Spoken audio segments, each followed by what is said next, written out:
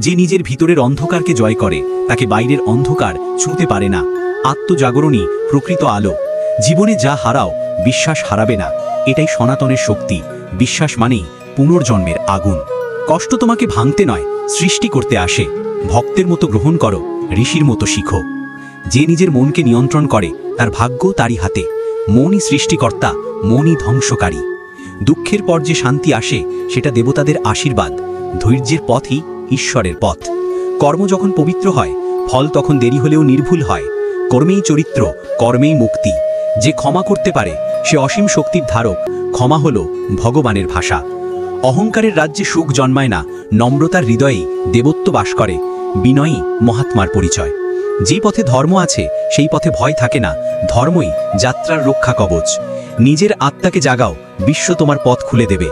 আত্মজাগরণই সৃষ্টির সঙ্গে একাত্মতা।